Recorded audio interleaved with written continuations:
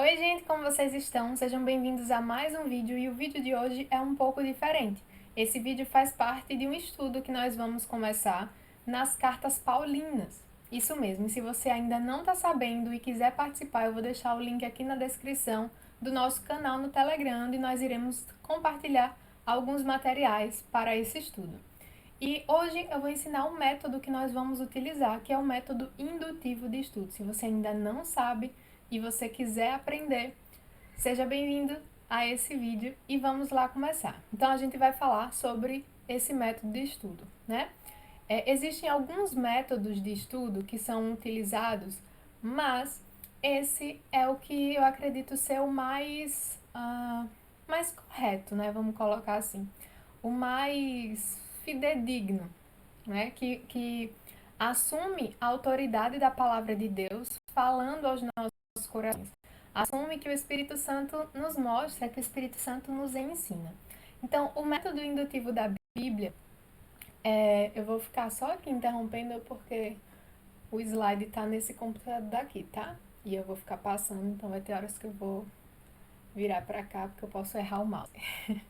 Então, ó, nesse método, a gente vai ao que a palavra de Deus já está dizendo. Existe um método que é chamado de dedutivo, em que a gente tem as nossas concepções, né, a gente tem uma ideia e vai ao texto bíblico para explicar a ideia que a gente já tem. No método indutivo, eu não vou com as minhas ideias, eu vou olhar para o que o texto está dizendo. Então, o objetivo é justamente ir ao texto, se aprofundar, escavar mesmo o texto e descobrir o que o Senhor quer nos ensinar a partir daquele texto, né? E é por isso que a oração deve estar sempre presente, né? Qualquer estudo que a gente for fazer, qualquer leitura, qualquer devocional que a gente vai fazer, a gente precisa estar sempre entendendo que ali não é um livro qualquer, é a palavra de Deus, então nós precisamos pedir ao Senhor que o seu Espírito nos explique a palavra dele, que o seu Espírito nos mostre, nos ensine, certo? E aqui no estudo não vai ser diferente, nós estaremos sempre em oração do início ao fim. No início a gente pede ao Senhor que nos ajude, né, que abra os nossos olhos, que nos ensine. Durante, a gente vai orando, né, à medida que a gente vai descobrindo coisas ali na palavra de Deus e ao final também a gente ora agradecendo, tá? Então, essas são algumas coisas que a gente precisa estar ciente. Tem uma autora que tem um livro sobre esse método e ela fala o seguinte, ó: o estudo bíblico indutivo leva o interessado a descobrir por si mesmo o significado das escrituras e a relacionar o que descobriu com a sua vida de cada dia. Ou seja, a gente vai ali ao texto, o Senhor fala conosco e nós podemos, enfim, ao final, né, daquela escavação, nós podemos aplicar aquilo que nós aprendemos à nossa vida. E aí a gente não vai ficar refém, né, entre aspas, do pensamento de outras pessoas. É importante, é muito importante e a gente vai falar sobre isso. Mas o Senhor também nos chama para louvar a Ele, para aprender dele com a nossa mente. Porque o Espírito Santo nos ajuda nisso. O Espírito Santo nos ensina mesmo. E é legal esse estudo que a gente vê, de fato, isso acontecer na prática, né? O Espírito Santo realmente abrindo os nossos olhos e nos ensinando. Esse trechinho eu tirei, não foi do livro dela, que eu não tenho, não li, mas foi de um artigo lá da IPB Pinheiros. Eu deixei o link aqui, a referência aqui, e eu vou deixar na descrição também, tá bom? Se vocês quiserem ler. Ok. E aí, o estudo indutivo da Bíblia se baseia em três partes, né? Tem a compreensão e observação, a interpretação e a aplicação. Então, nós temos essas três etapas e a gente vai ver cada uma delas individualmente. A compreensão e a observação, geralmente quando a gente vai falar sobre método indutivo, a gente vê essa primeira etapa apenas como observação. No livro da Jen Wilkin, se vocês já leram, vocês vão lembrar, ela fala, ao invés de observação, ela usa compreensão, que ela diz que acredita que a compreensão faz mais jus ao que a gente faz nessa etapa. Só que eu acredito que acontecem as duas coisas simultaneamente. A gente está observando e compreendendo aquilo que está sendo observado. Perdão, gente. A gente tá ali, né, olhando e observando e vai compreendendo aquilo que o texto está dizendo. Então, eu coloquei aqui como uma etapa essas duas coisas, a compreensão e a observação, tá bom? E o que é isso, né? O que é realmente compreender e observar o texto bíblico? A gente vai responder essa pergunta aqui. O que o texto está dizendo? É básico de interpretação de texto, né? Existe um texto ali, a gente precisa primeiro ler para depois interpretar. Então, essa é a primeira, é a leitura, é a observação, é a compreensão do texto. E aí, existem algumas coisas que a gente vai fazer. Nessa etapa, a gente vai ler o texto mais de uma vez. Lembra lá nas provas, né? Nos textos de português, geralmente as professoras nos mandavam ler mais de uma vez para que a gente pudesse responder as questõezinhas abaixo, né? Então é basicamente isso. E aqui, por exemplo, nós estamos fazendo cartas, né? As epístolas de Paulo. São poucos capítulos, pelo menos essas menores, né? Então, Gálatas, que nós vamos começar, tem 6 capítulos. Então, é muito legal e é muito importante que a gente leia, mas não só os capítulos que vai ser estudado na primeira semana, mas todo o texto. São 6 capítulos apenas. Então, a gente pode ler uma vez, ler de novo, ler quantas vezes forem necessários para que a gente tenha uma visão geral do texto, certo? Então, ó, a gente vai ler essas vezes. Eu acredito que umas 2 a 3 vezes está legal para a gente ler todos os capítulos, né, da epístola. E depois a gente vai ler a parte que a gente vai estudar naquele dia ou naquela semana, certo? Então, por exemplo, essa semana vai ser Gálatas 1 e Gálatas 2. Então, eu já fiz aquela leitura geral algumas vezes. E agora que eu vou sentar para estudar, eu faço outra leitura agora do capítulo que eu estou fazendo. Na próxima semana, que vai ser outros capítulos, eu posso fazer outra leitura geral, né, para relembrar todo o contexto daquele texto e depois ler o capítulo que a gente vai ler e também, né, umas 2 a 3 vezes o capítulo, ou os capítulos que vão ser estudados nessa semana. Ai, tô toda atrapalhada aqui com essa uma de telas. Ok, e aí, ó, segunda coisa é que a gente precisa fazer as marcações. É muito legal para que a gente realmente compreenda o texto. Então, aqui, quais observações a gente pode fazer? Atributos de Deus que são apresentados no texto, mandamentos, promessas, proibições, lugares que são citados no texto, pessoas que são citadas no texto, conectivos, então tem lá, portanto, bereré barará. Portanto, é um termozinho que está se referindo a algo que foi dito em cima. O que foi dito em cima? Então é legal a gente fazer essa observação, né, do texto. Argumentos seguidos, né, ideias repetidas que estão ali sendo enfatizadas. Esses argumentos seguidos podem ser, por exemplo, a gente vai ler em Gálatas, né, os frutos do Espírito. Então tem lá amor, paz, bondade, mansidão. Então a gente pode enumerar, por exemplo, esses argumentos seguidos, né, essas coisazinhas que são realmente seguidas, são partes de um todo, né? Então é bem legal que a gente faça isso porque realmente nos ajuda na observação. E aí, gente, aqui entra, por exemplo, ó, aqui eu fiz um estudo em Romanos e eu fiz as minhas marcaçõezinhas. Se você não risca a Bíblia, eu tenho essa Bíblia só para estudo. Então eu tenho essa Bíblia que eu separei para fazer estudo para eu poder riscar dessa forma, com os meus códigozinhos que a gente fala já sobre eles.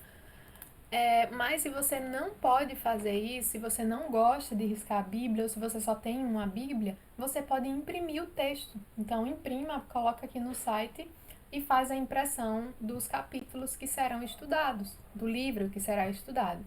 E aí você vai ter essa maior liberdade de você riscar, de você grifar, de você sublinhar, de você passar o marcador de texto. Enfim, até escrever, né? No meu caso, eu tenho pouco espaço, porque essa Bíblia, a letra é um pouco maior do que o normal.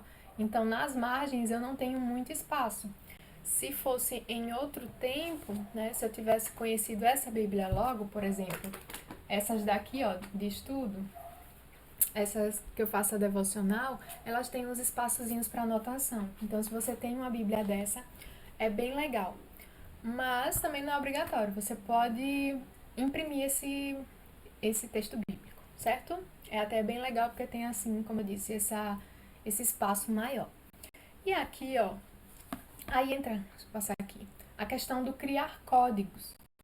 É muito importante que você crie códigos para que você possa realmente entender tudo isso que você está ali observando, né? Então aqui eu tenho o caderninho, né, de estudo e aqui eu colei um post-it com os códigos que eu fui fazendo em Romanos, por exemplo. Então aqui eu fui colocando, por exemplo, pessoas, eu coloquei um retângulozinho, só que aí eu quis diferenciar pessoas comuns de Deus. Então, referente a Deus, eu coloco um retângulozinho ao redor da palavra vermelho. E pessoas comuns, por exemplo, eu, Paulo. Aí faço ali um retângulo em Paulo. Aí quando fala em Deus, Jesus, eu coloco o retângulozinho, certo? Para que realmente eu consiga, na hora que eu olhar o texto, eu saiba de quem está sendo falado ou quem está falando. Isso é muito legal. E aí eu vou criando códigos, tá? Vocês vão criando códigos. À medida que vocês vão lendo o texto, vocês vão vendo que vão existindo, vão aparecendo coisas novas que vocês vão querer marcar. E aí vocês vão criando códigos novos. Eu faço assim porque a minha Bíblia é muito fininha. Então, se eu fosse passar marcador, ia ficar todo bagaçado. Eu não gosto disso. Eu prefiro usar a caneta mesmo. Então, eu fui criando símbolos.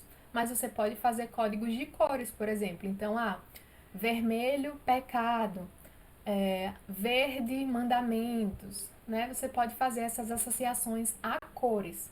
Beleza? Então, crie códigos. Crie códigos. Vocês vão vendo que à medida que a gente for lendo o texto, vão surgindo. E aí a gente vai fazendo essas observações, a gente vai fazendo essas marcações, esses códigozinhos.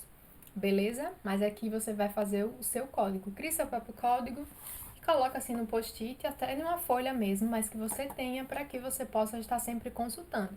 Com o passar do tempo, você vai lembrando que código é de quê, né? Com a prática. Mas inicialmente é legal você fazer isso, né? Você anotar. A questão de, por exemplo, dos conectivos, ó, eu coloquei aqui como ideias relacionadas e coloco uma setinha. Então, portanto o quê? O que é que ele se referiu acima? Então, pego o que ele falou acima e puxo a setinha para cá para mostrar que é uma explicação daquilo que ele disse mais acima. Entendido? Uma terceira coisa, deixa eu voltar aqui para o meu slide. Uma terceira coisa é que é legal que a gente tenha por perto um dicionário e também, peraí que eu tô na frente, né? Deixa eu ajeitar aqui. Tenha por perto um dicionário e versões da Bíblia diferentes. Por exemplo, eu sempre fui muito apegado a Ara, eu sempre fui muito apegada a Ara, ao meio da revista atualizada. Só que hoje eu já consigo usar, por exemplo, a NVI, mas quando eu não fazia isso, eu sempre usava a Almeida e usava a NVI perto. Então eu estou ali estudando e vou fazendo essa comparação dos textos bíblicos que me ajudam a entender melhor aquele texto, certo? Então é muito legal que tenha outras versões da Bíblia. Se você não tem aí a internet, né, que graças a Deus é um meio que a gente pode utilizar. Então coloca lá, tem um aplicativo que eu sempre indico, que é o YouVersion, que ele tem, sei lá, diversas versões, então é muito legal, uma ferramenta muito legal para a gente usar. E o dicionário, muitas coisas que o dicionário faria só em ter uma outra tradução, você já sana as dúvidas, né? Mas é legal que a gente tenha um dicionário para se aprofundar melhor. Então, tem uma palavrinha ali, eu sei o que ela é, mas será que eu sei mesmo? Será que eu sei definir bem aquela palavra? E aí, quando você vai no dicionário, você vê a riqueza, a abrangência que aquela palavra significa, talvez, e aí pode ajudar no entendimento do texto, tá? E uma outra coisa é. Cadê? É que você faça um esboço daquilo que você for observando ali. Então, as coisas mais importantes do texto. O que foi que você já observou ali que você pode marcar? Ai, gente, eu estou na frente. Eu já tinha... Pronto. Agora eu fico sem. Peraí, rapidão. Pronto, era esse tamanho que eu tinha planejado. Melhor, né? Então, ó, você faz um esboço daquilo que você for observando, daquilo que você for vendo ali. Quais são as ideias mais importantes? Quais são as coisas que são mais importantes ali naquele texto? E aí você pode fazendo o seu esbocinho a cada capítulo ou a cada grupo de capítulos que você for estudando, certo? Agora a gente vai para a segunda parte, que é a parte da interpretação. Agora a gente vai responder uma outra pergunta. O que esse texto significa? A gente já sabe o que o texto disse, mas tá, o que isso significa? E a gente vai para essa parte de interpretação. A primeira coisa que eu quero dizer para vocês é que não busque atalhos, certo? A gente falou sobre essa questão da gente louvar e aprender do Senhor com a nossa mente, né? Com o Espírito Santo realmente nos mostrando. Então, agora, não busque ajuda em Bíblia de estudo, em comentários bíblicos, tá? Tente você mesmo, com a ajuda do Espírito Santo, entender aquele texto. Peça auxílio ao Senhor, que Ele ajuda, certo? Então, esse não é o momento para a gente buscar essa ajuda em comentários e em Bíblia de estudo. Depois é que a gente pode, né? Depois que a gente já fez tudo isso, a gente pode. Deixa eu ver se o que eu entendi está de acordo com aquela Bíblia de estudo que é confiável. Então, eu vou e olho nela, certo? Mas nesse momento está vetado, tá bom? Não, ok? A outra coisa é que a gente precisa aprender a interpretar a Bíblia com a própria Bíblia, porque a Bíblia se interpreta com a Bíblia, tá? Então, use e abuse do uso, use e abuse do uso, meu Deus, das referências cruzadas, certo? Sabe aquelas letrinhas? Às vezes vem número, né? Mas geralmente é letrinhas bem pequenininhas no texto bíblico. Quando você olha assim embaixo, no rodapé, vai ter algumas referências bíblicas em cada letrinha. Então, isso é referência cruzada.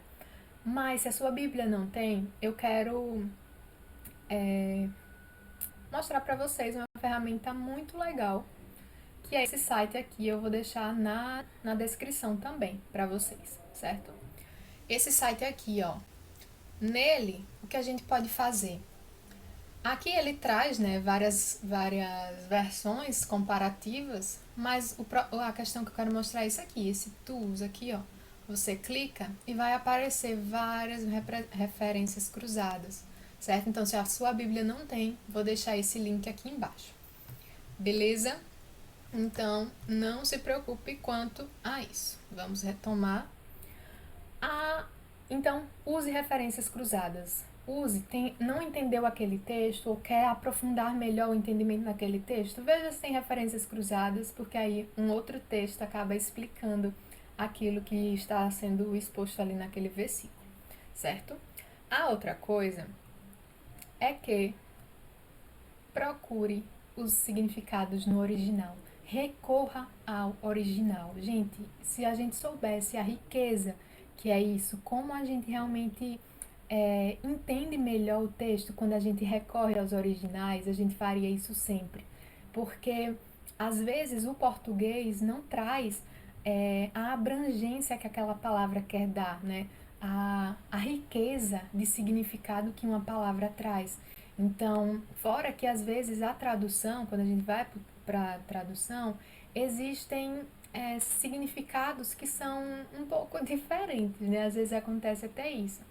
Então, às vezes, quando a gente não vai para o original, pode induzir alguns erros. Por exemplo, algum tempo nesses dias eu postei um vídeo sobre a solteirice, dizendo que a solteirice é um dom. Mas no vídeo eu expliquei que o dom, quando a gente vai para o original, o dom no grego é charisma, e esse charisma significa dádiva. Não é aquele dom espiritual que a gente é escolhido pelo Senhor, que cada pessoa tem o seu, né? Enfim, que o Senhor distribui dons. Não, quando fala nisso, é uma outra palavra grega. E as duas foram traduzidas por dons, mas têm sentidos diferentes. Então, veja, é muito legal que a gente recorra sempre aos originais. Ah, Eve, eu não tenho uma Bíblia, né, em hebraico, em grego. No nosso caso aqui a gente vai usar o grego, né? Mas eu vou também indicar uma ferramenta, na verdade um site chamado Bible Hub. Deixa eu só colocar aqui para vocês. É esse aqui, ó. Gente, é muito legal. E nesse site tem várias outras coisas que a gente pode usar. Mas vamos ficar aqui com isso, né? Do grego. Eu vou deixar o link aqui porque é muito. Gente, é muita utilidade. Assim, tem atlas, tem comentários, tem comparações. É muito legal esse site, mas às vezes é um pouco difícil de achar. Ele é em inglês, tá? Mas eu vou também mostrar uma coisa aqui pra vocês. Então aqui, ó, eu tenho essa parte aqui que eu posso fazer uma comparação do inglês com o grego. E tem esse aqui que eu posso só pegar o texto de grego. Então eu tô aqui com a minha Bíblia e vou comparando. Quando eu coloco o mouse em cima, ele vai aparecer... Opa, não apareceu, mas no outro aparece. Deixa eu ver aqui. Aqui, ó. Eu vou saber, na comparação com o inglês, que palavra é essa, né? Porque aqui eu não tô entendendo nada. Então, por exemplo, aqui, ó, se eu não me engano, essa é brothers. Isso. Então, ó, eu coloco o mouse em cima, vai aparecer a palavra em inglês.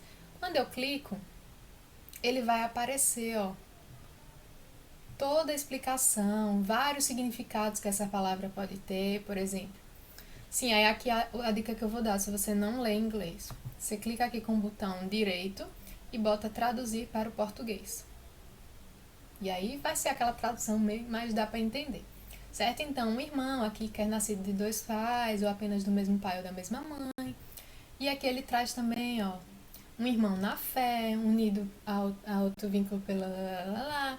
Certo? Então ele vem trazendo as traduções que podem ser associadas a isso, traz uma concordância. Enfim, é bem legal esse site e é bem completo, certo? Então, usem e abusem. Beleza? Vamos voltar agora aqui. Então, é bem legal que a gente faça essa busca também. Então, eu quero entender melhor essa palavra. Vai no grego, vai buscar o original, certo? Ai, cansei. A outra coisa é usar paráfrases. Na interpretação, o que é paráfrase, né? Você reescreveu ou falar aquela palavra, aquela fala de alguém com as suas palavras. Então, fazer paráfrase nos faz entender melhor aquilo que a pessoa está falando.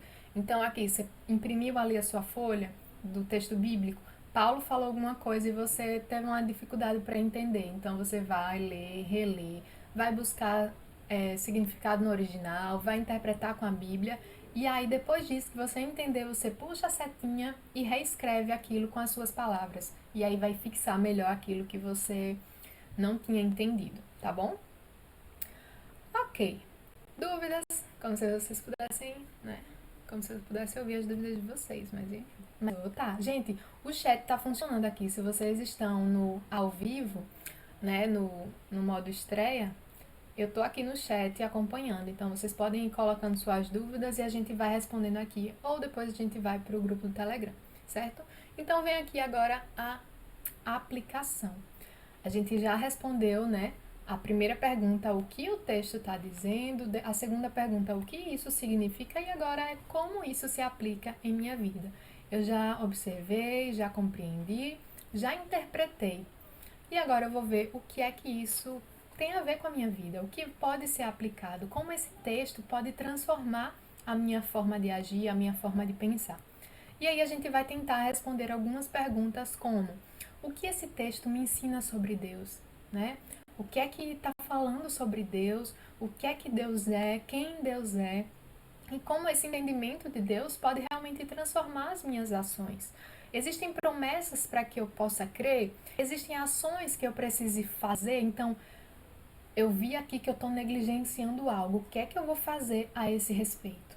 O que é que eu vou fazer? Qual ação eu vou fazer, né? Há algo que eu preciso corrigir? Eu fui denunciada pelo texto bíblico? Existe algum pecado meu sendo confrontado nesse texto? Então, eu vou anotar, né? O que é que eu preciso corrigir? E aí, como eu vou fazer isso, né? Existem erros a evitar? Eu não fiz ainda, mas eu sei que, né, eu posso fazer, porque eu sou pecadora. Então, existem erros que eu posso evitar? Anota. Existem exemplos a seguir? Olha, aqueles irmãos eram exemplo de fé, né? Em todo onde eles chegavam, né? Paulo ouvia testemunho deles. A gente vê em algumas cartas isso, né? Então, ó, aqueles irmãos eram exemplo de fé. Será que eu tenho sido um exemplo para as outras pessoas? Será que eu tenho dado bom testemunho? Então, esse é um exemplo a seguir. Existem exemplos a não seguir, né? Paulo fala, ó, insensatos Gálatas, quem vos ludibriou e tal. Então, é um exemplo a não seguir. Eles estavam acreditando em coisas, em outro evangelho, né? Em coisas que estavam sendo faladas diferente do que ele já havia pregado. Então, é um exemplo a não seguir. Certo? Então, tem outras perguntas também que a gente pode ir vendo no decorrer, que a gente vai realmente ver como isso se aplica na nossa vida, como isso vai realmente transformar a nossa forma de agir e de pensar. Tá bom, gente? Então, essas são as 3 etapas do estudo bíblico indutivo. Mas tem uma outra parte, que são, a gente vai finalizar pelo começo. Antes de tudo, existem algumas perguntas que a gente precisa responder, que a gente chamou aqui de perguntas introdutórias. Eu preciso entender o contexto daqueles irmãos, eu preciso entender quem escreveu. A gente já sabe, por exemplo, que a gente vai estudar as cartas paulinas, a gente sabe que foi Paulo, né? Então, eu saber quem foi o autor pode mudar totalmente a forma que eu vou interpretar o texto, né? Então, eu sei quem foi Paulo. A gente lembra, ó, Paulo foi alguém que era judeu, né? Que era um homem da lei, um homem que perseguia os cristãos. Então, o entendimento de quem era esse homem que escreveu o texto enriquece demais na hora que a gente está lendo. A gente vê como o Senhor transforma pessoas, né? Então, é muito legal a gente saber quem escreveu o texto, quando foi escrito, porque a gente vai ver o contexto da época, o que é que estava acontecendo no mundo nessa mesma época. Né? Então é legal a gente saber a data que foi escrito e o que estava acontecendo naquele período. Quem foi que escreveu, ou para quem foi escrito, então quem é a audiência inicial? Né?